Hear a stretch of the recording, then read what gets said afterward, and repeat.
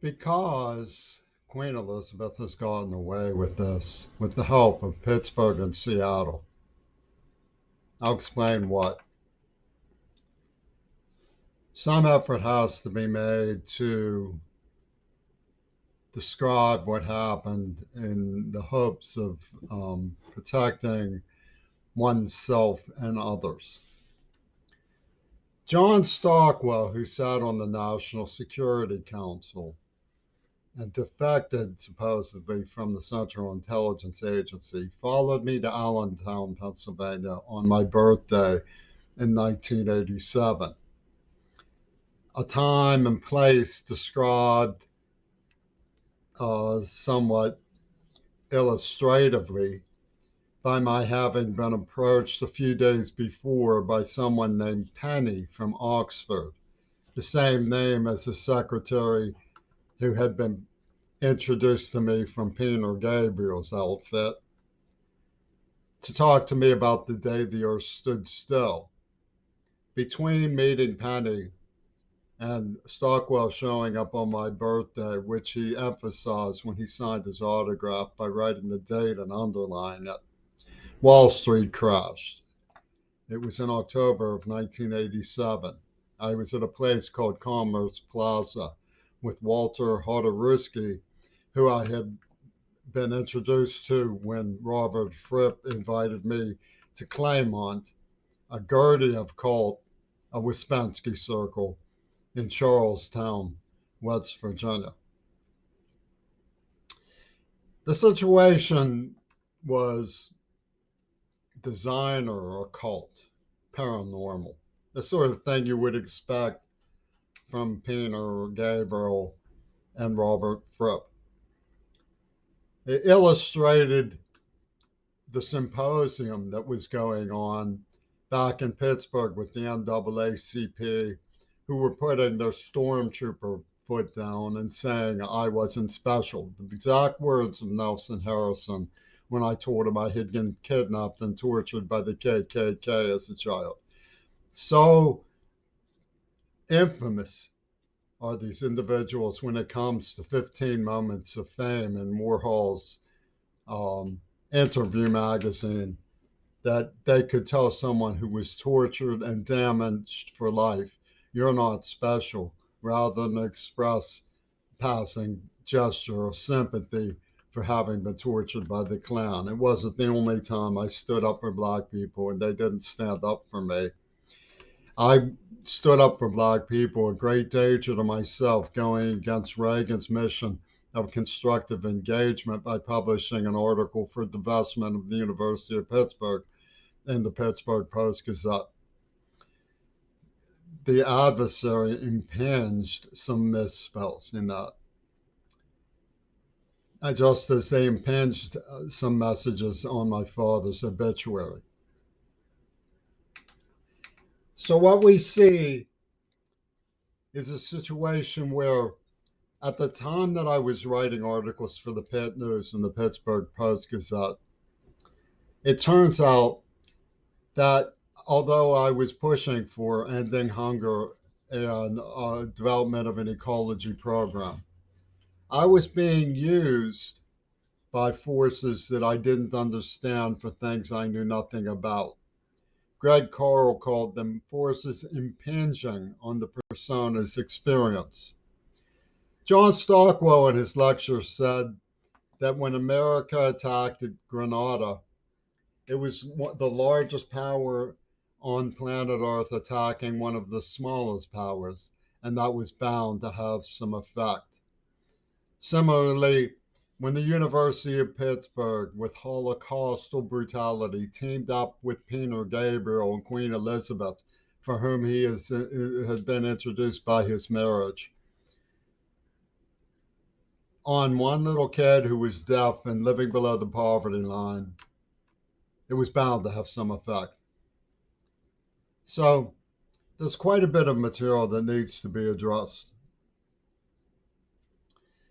The coward Fripp of King Crimson maugred that he was an intelligence circuit for divine Sufism in media. And as we know, if you're not brotherly to the divine Sufism in media, you might as well bet out.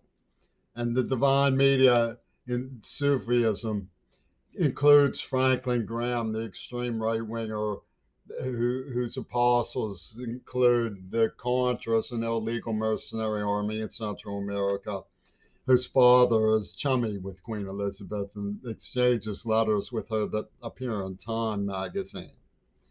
Or perhaps Colin Powell, who appeared on 60 Minutes with the coward Fripp's sister, Patricia Fripp. Now, I have seen Syria, and I know that the abominable crimes of Israel have flattened Syria and Iraq, using America as their proxy. Colin Powell was behind the absolute devastation of Syria, an ancient civilization full of beautiful, attractive, intelligent, productive, charismatic people, now hoarded together in an outdoor prison, absolutely flattened, suffering the humiliation of starvation and predation by media darlings like Al Qaeda of the CIA. Similarly, Flippytoon, who appeared with the monster Colin Powell, who was behind this outrage, a man who got his start at the My Lai massacre, covering it up for the press office of the Army, an act he tried and failed to succeed at.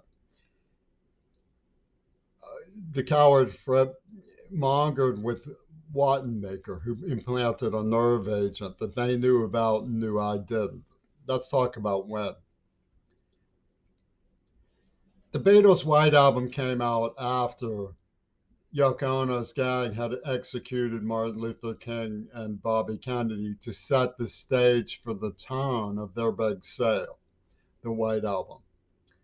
Then King Crimson came out. King/Crimson. They got King/Crimson. Just as the Beatles showed up on the red carpet, the crimson carpet of JFK's demise at Dealey Plaza.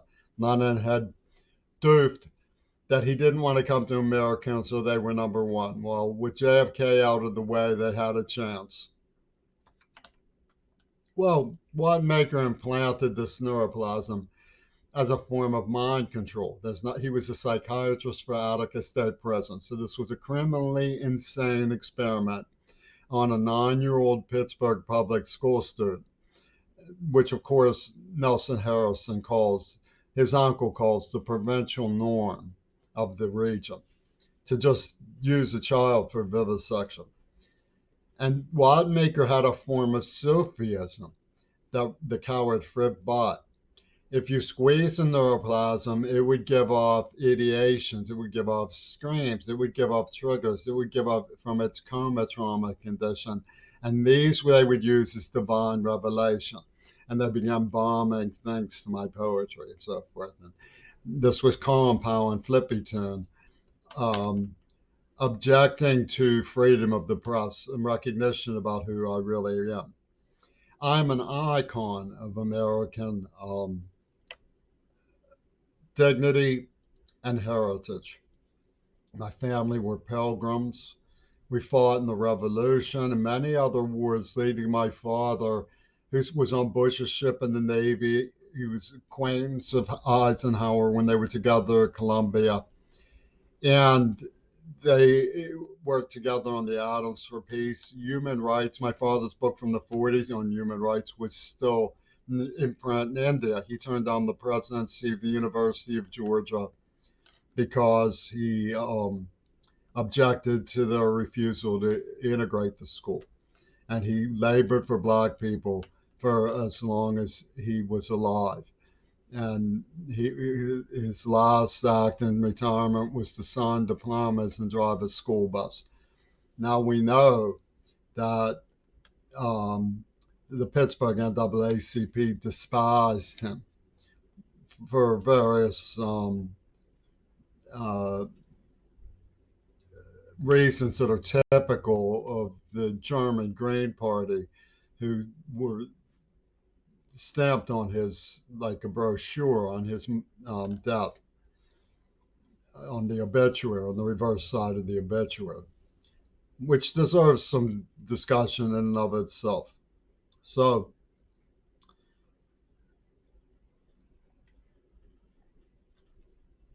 what you see is a situation where I was beset from many different directions. And many of these people said they had known me for a very long time. Let's talk about the Jewish community, because the Jewish community gets a free pass to do these kinds of nightmarish acts of terrorism on the United States. It should be pointed out that despite the fact that I was one of the informants who called attention to Schulman's nefarious activities before he was busted on an $8 million museum heist, which Queen Elizabeth and Peter Gabriel facilitated, by the way, um, with Trumpington, because one of his employees was over at the house of one of Trumpington's speechwriters. I bear witness to that fact. A particularly dour and sinister person, in fact.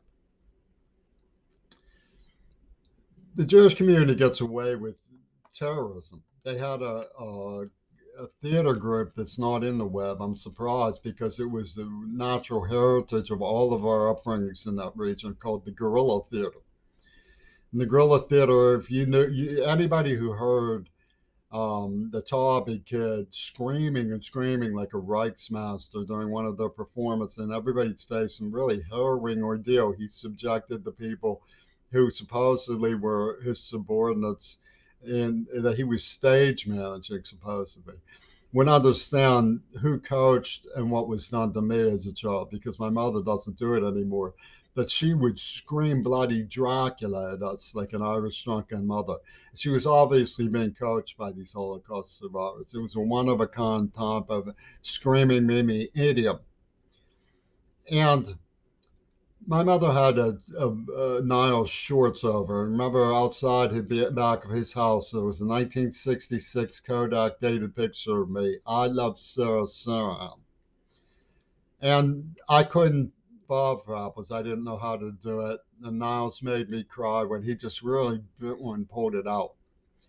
So they took me to Mendel Silverman. Mendel Silverman said that they could not achieve, when they tested me for hearing loss after we moved into Ian Watmaker's neighborhood, unable to achieve reliable pure tone results. That deserves some attention. I put it in CMU's student journal because I thought the detectives there, see, this is the whole basis of this conversation, is the idea that we should have a society of honest, hardworking police detectives protecting one another.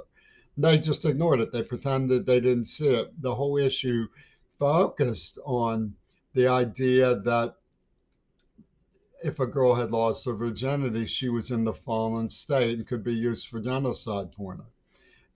Reliable, pure tone results. This was the cagey thinking of these obsessive Israeli extremists. Well, he said my my personals were too small, so they lanced them. And you can just hear Greg Carl after that because it would shoot like this, right? There's a fork in the road, they used to say. He pees with fork prong is a Lou Carlism. It's a sort of mentality he had. So I think you should know that they also got around to castrating me. This was something that Queen Elizabeth was determined to do for Yoko Ono's gratification. I was the son of a father who could be heard off the radio in Japan, and she wanted symbolic revenge for the Japanese. So she could snicker her hands together and say, oh, those Americans thinking they're going to get one up on Europe. Because she used to give the Heil Hitler salute. There's pictures of her giving the Heil Hitler salute. And she switched to the Heil Israel salute with these Wadmaker people and Colin Powell and Flippy Toon. So what they beset upon me was a gang called TAT, which was working with Joel Kaplan. Joel Kaplan was with Claire, who had supposedly been violated.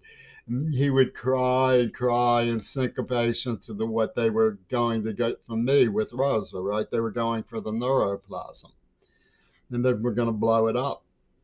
So he was doing this so he could then spitefully, with Flippy Toon's attorney, Amanda Harcourt, start poking the Android zone for people who said because Amnesty International went right to the bars where the people drank who kidnapped and tortured me as a child and said, guess what we heard?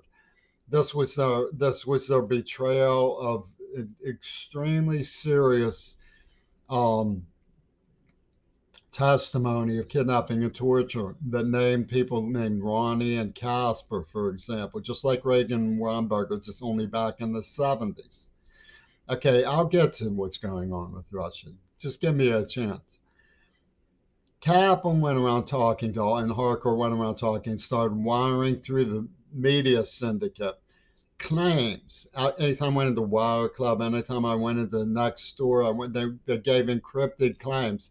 And if I didn't respond to them, they murdered somebody. And what's perpetuating this is I gave the coward Flip his postcard back. I didn't want it. I didn't really care anymore.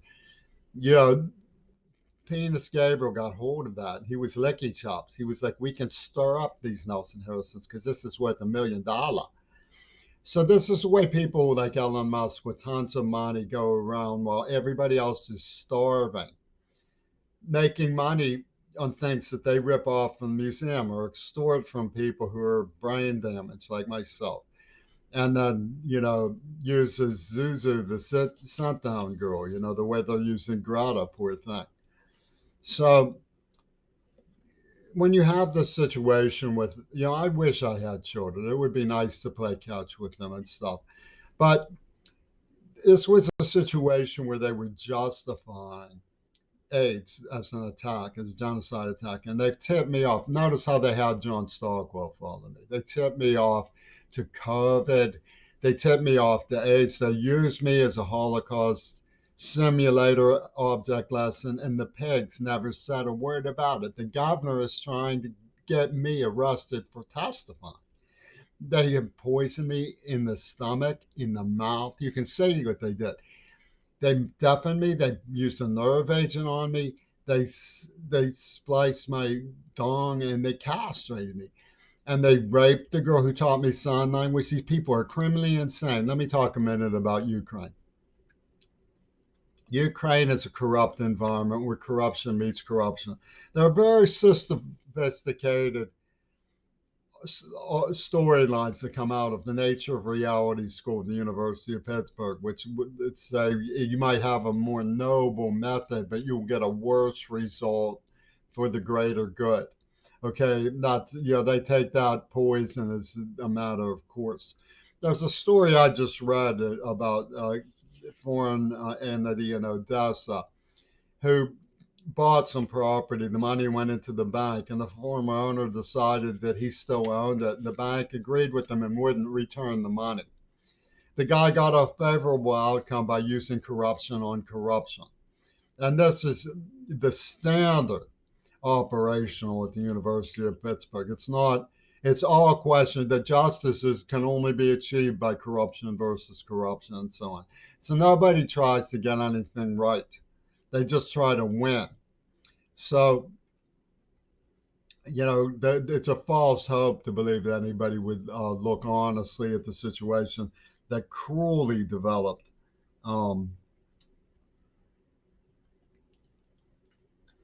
at the University of Pittsburgh when they tried to justify AIDS. That's how I got pulled in. I didn't want to allow them to justify AIDS as much as I liked the idea of working with the climate change group. I can't allow them to justify AIDS and COVID. And Richard has set up a situation where a loser who is very badly damaged gets thrown at about loss and damage from Africa. So there's no sympathy. You can't even help anybody anymore. And it's because of like the Ivy League school of David Parfit, who believed in the repugnant solution. Because he said that if you try to raise the standard of living of the lowest third, you'll just bring everybody down to the poverty level, and no one will have anything. I don't think he proved that story, but it's the story that he believes. So what we have is essentially the robber barons of Seattle left, because you have to ask yourself, how could these putrid, sickening, poisonous, murdering wee-wees in Seattle go along with such a horrifying backstab of every one of all of our children, of all of our small businesses, of all of our aspirations, because of their doo-doo alliance with creeps in the Green Party? How is it possible? Well, the reason is because there's this robber baronage of left intellectuals. Howard Zinn, Michael Foucault, Noam Chomsky are the robber barons, the ones who made it good, spreading the gospel that America is tisk, tisk, tisk. And for them, I'm the perfect symbol. He thinks he's better than us because his father knew Eisenhower. Good. He's the 11th Earl Mar. Burn him, he's not going very far. That sort of stuff.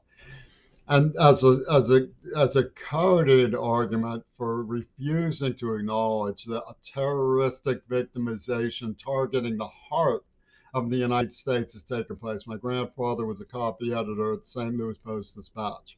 You can monitor that there were people in my family involved. I suspected too, but that doesn't change the fact that I was not, and I was targeted as the heart of the United States in the matter.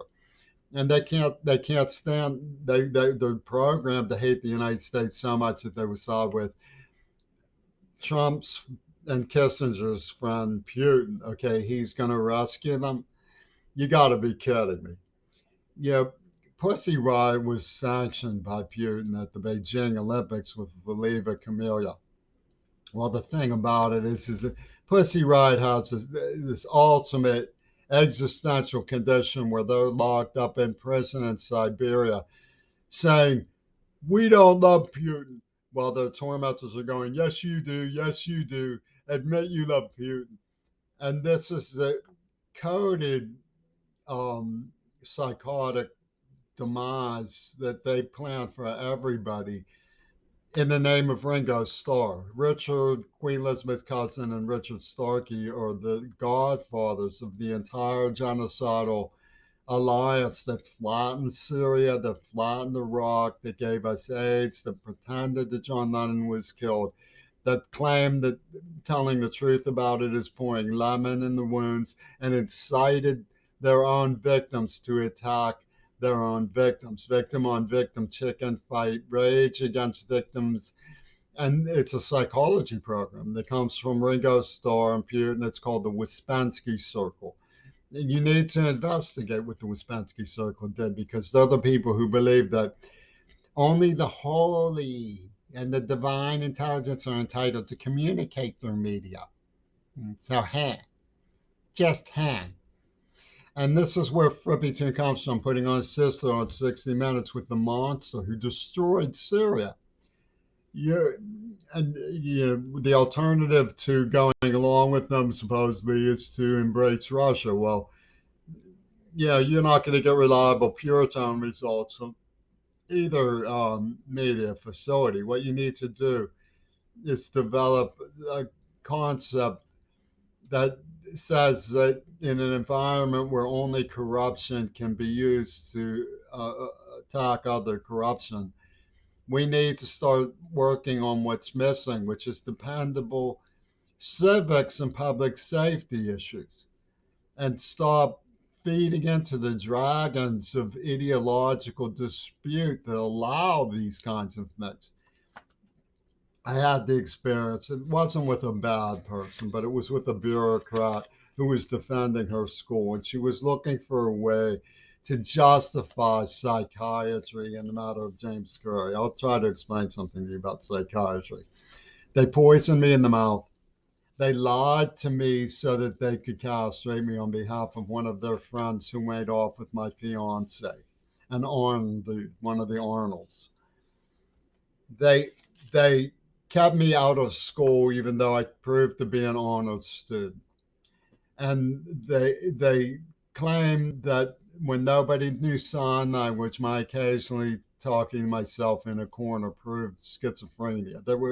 They jam packed, talk about pouring lemon in wounds. They were pouring evil chemicals in wounds. Because they wanted it silenced. They wanted John Schulman to get away. They wanted Queen Elizabeth and John Schulman to get away. That was their whole big thing. So they made up these stories that she was like, "Oh, did you talk about your issue in class one day?" Shh, shh. I don't talk about my issue in class. It'll be okay. You can calm down.